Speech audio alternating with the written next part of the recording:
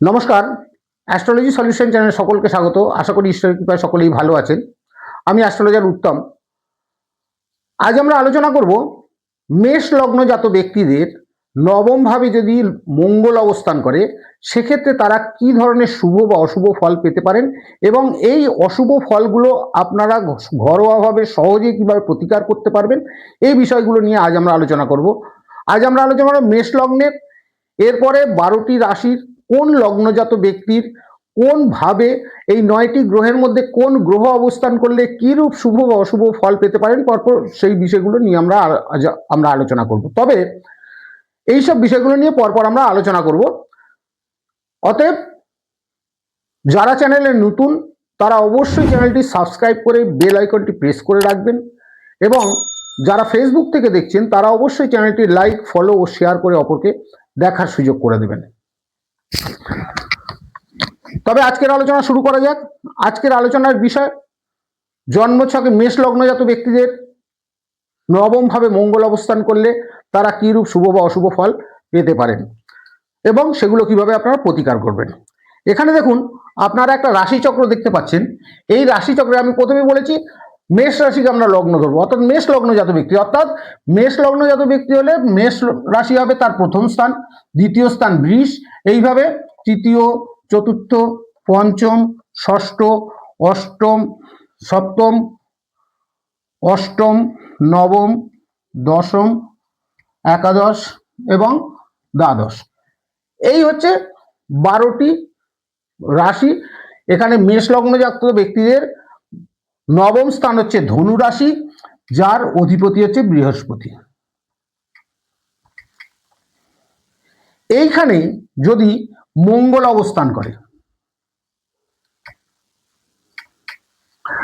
এই ধনু রাশিতে অর্থাৎ তার নবম ভাবে ভাগ্যভাবে যদি মঙ্গল অবস্থান করে তারা কি ধরনের ফল পেতে পারেন।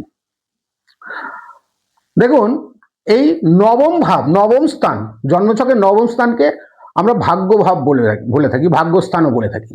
এই স্থান থেকে যেগুলো জানা যায় সেগুলো হচ্ছে তার ভাগ্য, ধর্ম, তার সৌভাগ্য, তার কোনো কাজে তার ভাগ্য কতটা সাথ দেবে, এইসব বিষয়গুলো বিচার করা হয় এই নবম ভাব থেকে। জীবনের কোন সময় তার ভাগ্য তাকে সহায়তা করবে বা কোন সময় ভাগ্যের বিড়ম্বনা দেখা দেবে, জীবনে সংগ্রাম কখন সহজ হবে বা কখন কঠিন সংগ্রাম করে তাকে উন্নতি করতে হবে, উচ্চশিক্ষায় তা কিরূপ শুভ বা অশুভ ফল পাবেন, এইসব যে বিষয়গুলো যেমন এই নবম ভাব থেকে জানা যায়, সেই রকম জানা যায় বিদেশে শিক্ষার কোনো সুযোগ আসবে কিনা বা সেই সুযোগ তিনি কাজে লাগিয়ে কতটা জীবনে সফলতা অর্জন করতে পারবেন, কোন বিষয়ে তিনি দক্ষ হবেন বা পিতার অবস্থান কি হবে, পিতার স্বাস্থ্য বা তার আর্থিক উন্নতির ক্ষেত্রে পিতার কতটা সহযোগিতা পাবেন, এই সব বিষয়গুলো কিন্তু এই নবম ভাব থেকে জানা যায়। এই নবম ভাবের অধিপতি যেহেতু বৃহস্পতি, এই বৃহস্পতি যদি শুভ হয় সেক্ষেত্রে কিন্তু ভাগ্য, ধর্ম, শিক্ষার ক্ষেত্রে অত্যন্ত সুফল পাওয়া যায় এবং তারা জীবনে উন্নতিতে পুরোপুরিভাবে সফল হয়ে থাকেন। এই মঙ্গল কিন্তু হচ্ছে মঙ্গল ক্রূর গ্রহ এবং তেজস্বী এবং অগ্নিময় গ্রহ। এই গ্রহকে শক্তি, সাহস, পরাক্রম, উদ্যম এর প্রতীক হচ্ছে এই মঙ্গল।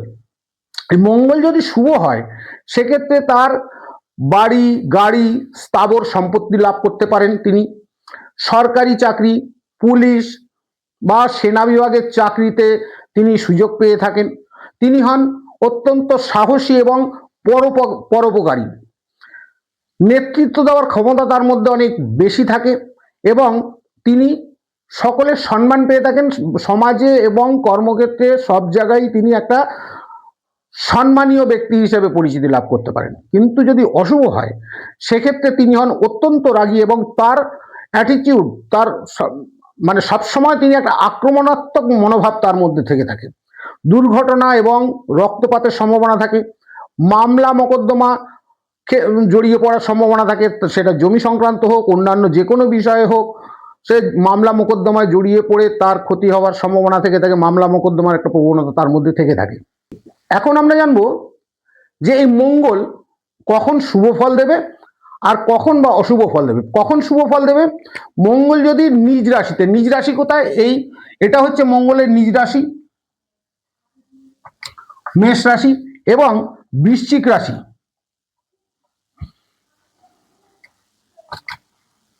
এই মঙ্গল এবং বৃশ্চিক রাশি হচ্ছে নিজ রাশি। এই নিজ রাশিতে যদি মঙ্গল কারো জন্মছকের নবম ভাবে নবমস্ত হয়, অর্থাৎ কারো জন্মছকের নবম স্থান যদি এই মেষ বা বৃশ্চিক হয়ে থাকে, সেক্ষেত্রে তিনি শুভ ফল পাবেন। উচ্চস্থান হচ্ছে মকর রাশি। এই মকর রাশি হচ্ছে মঙ্গলের উচ্চস্থান। এই উচ্চস্থানে যদি মঙ্গল নবমস্ত হয়, সেক্ষেত্রে তিনি শুভ ফল পেয়ে থাকবেন। বা জন্মছকের কেন্দ্রস্থান কোনগুলো? কেন্দ্রস্থান হচ্ছে প্রথম স্থান, চতুর্থ স্থান, সপ্তম স্থান এবং দশম স্থান, এগুলো হচ্ছে কেন্দ্রস্থান।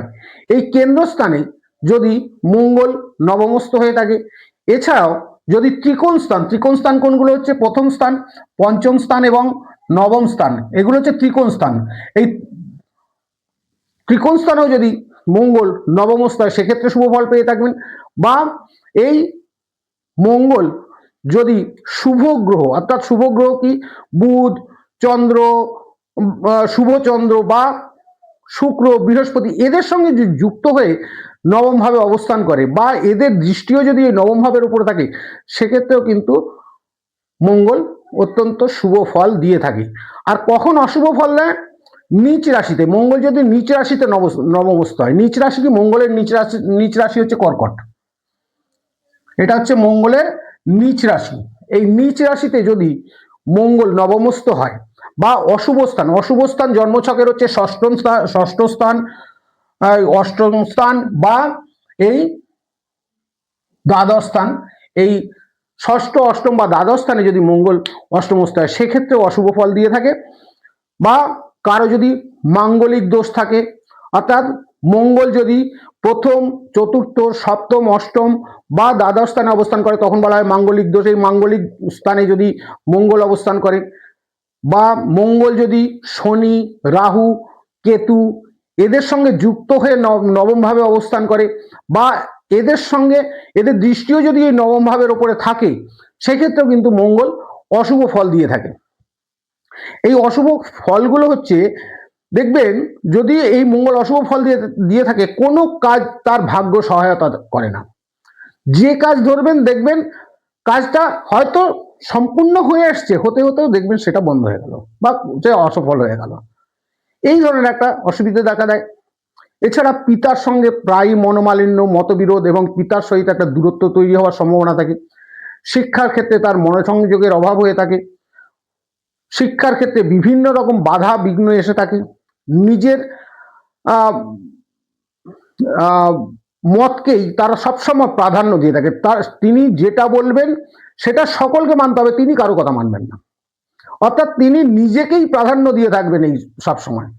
অতিরিক্ত তার মধ্যে একটা রাগ এবং তাড়াহুড়ো করে হঠাৎ কোনো সিদ্ধান্ত নিয়ে যাবে এবং এই তাড়াহুড়ো করে সিদ্ধান্ত নেওয়ার কারণে তার ক্ষতিগ্রস্ত হওয়ার সম্ভাবনা থাকে। এইগুলো হচ্ছে মঙ্গলের নবম স্থানে মঙ্গলের অশুভ প্রভাবগুলো। এই অশুভ প্রভাবগুলো যদি কারো থেকে থাকে, সেগুলো আপনারা সহজে ঘরোয়াভাবে কিভাবে প্রতিকার করবেন, সেই কয়েকটা উপায় আমি বলবো। সেগুলো যদি আপনারা নিয়মিত পালন করতে পারেন, সেক্ষেত্রে দেখবেন আপনারা অনেক শুভ ফল পাবেন। যেমন প্রথমত, মঙ্গলবার দিন আপনারা নিরামিষ খাবেন, উপোস থাকার চেষ্টা করবেন। যদি উপোস নাও থাকতে পারেন, অন্তত নিরামিষ খাবেন।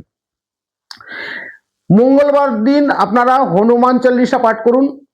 যদি হনুমান চল্লিশা আপনার পাঠ করতে অসুবিধা হয়, একটা সাউন্ড সিস্টেমে আপনি হনুমান চল্লিশা লাগিয়ে মনোযোগ দিয়ে সেটা শুনুন, তাতেও কিন্তু অনেক শুভ ফল পাবেন। এবং মঙ্গলবার দিন আপনারা একটা হনুমান মন্দিরে গিয়ে একটা লাল জবা ফুলের মালা হনুমানজিকে নিবেদন করুন এবং তার সঙ্গে লাড্ডু এবং ছোলা, গুড় এগুলো দিয়ে যদি আপনি মঙ্গলবার করে হনুমান মন্দিরে নিবেদন করেন, এতে আপনারা অনেক শুভ ফল পেয়ে থাকবেন। রাগকে সবসময় নিয়ন্ত্রণে রাখার চেষ্টা করবেন এবং সমস্ত কাজে আপনারা ধৈর্য রাখুন। দেখবেন এই ধৈর্য রাখলে আপনার কাজে সফলতা আসবে। এছাড়াও মঙ্গল মন্ত্র ওম ক্রাং ক্রিং ক্রোং স ভৌমায় নমঃ, এই মন্ত্রটা অন্তত মঙ্গলবার করে 108 বার জপ করবেন। এতে আপনারা অনেক শুভ ফল পাবেন। আর যদি আপনারা রত্ন ব্যবহার করতে চান, সেক্ষেত্রে আপনার কোনো ভালো জ্যোতিষীর পরামর্শ নিয়ে রক্তপ্রবাল রত্নটা আপনারা ব্যবহার করতে পারেন, কিন্তু এই রক্তপ্রবাল ব্যবহার করার আগে কোনো ভালো জ্যোতিষীর অবশ্যই পরামর্শ নেবেন। তাড়াহুড়ো করে একটা রক্তপ্রবাল কিনে নিয়ে আঙুলে পরে নিলেন, এইভাবে করবেন না। আগে আপনারা ভালো একটা জ্যোতিষীর পরামর্শ নেবেন, আপনার বয়স অনুযায়ী, আপনার জন্ম ছক অনুযায়ী, আপনার কি পরিমাণ লাগবেন বা কিভাবে এটা ধারণ করবেন সেই নিয়মগুলো তিনি বলে দেবেন, সেইভাবে আপনারা পড়ুন, তাহলে আপনারা কিন্তু শুভ ফল পাবেন। এছাড়াও আপনারা যদি, সবার পক্ষে তো আর ওই রক্তপ্রবাল কেনা সম্ভব হয় না, সেক্ষেত্রে আপনারা কি করবেন, রাস্তার ধারে যেসব ওই গাছগাছড়া শেকড় বিক্রি হয় তাদের কাছে অনন্ত মূল নিয়ে নেবেন। অনন্ত মূল ওদেরকে বলবেন, ওরা লাল সুতো দিয়ে তৈরি করে দেবে। প্রত্যেক মঙ্গলবার দিন আপনারা এটাকে চেঞ্জ করুন। অন্তত প্রত্যেক মঙ্গলবার যদি চেঞ্জ না করতে পারেন, অন্তত 2 সপ্তাহ পর পর এগুলোকে চেঞ্জ করে নতুন করে আবার পড়ুন, কারণ এর কার্যকারিতা বেশি দিন থাকে না।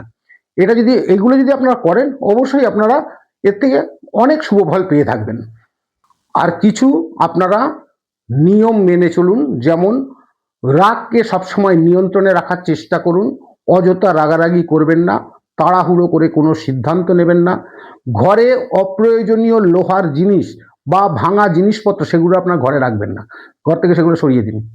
ঘরকে পরিষ্কার রাখুন, রান্নাঘরকে আপনারা সবসময় পরিষ্কার পরিচ্ছন্ন রাখুন, এবং বাড়িতে ঝগড়া অশান্তি এগুলো একটু কম করুন। দেখবেন আপনার এই মঙ্গলের অশুভ প্রভাব, নবমভাবে মঙ্গলের যে অশুভ প্রভাব, সেটা আপনার অনেক কমে যাবে। আপনার জন্মছকে আপনার জন্মছকে লগ্ন অনুযায়ী মঙ্গল কোন স্থানে অবস্থান করছে, বা আপনি কি রকম এই মঙ্গলের থেকে শুভ বা অশুভ ফল পেতে পারেন, এগুলো জানার জন্য আপনার কমেন্ট বক্সে জন্ম তারিখ, জন্মস্থান এবং জন্ম সময় সঠিকভাবে লিখুন, আমি আপনাদের জানিয়ে দেবো।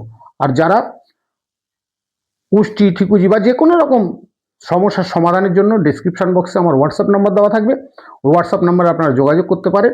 অবশ্যই আপনাদের সাথে আমি যোগাযোগ করে নেব। তবে আজকের আলোচনা এখানেই শেষ করা যাক। নমস্কার।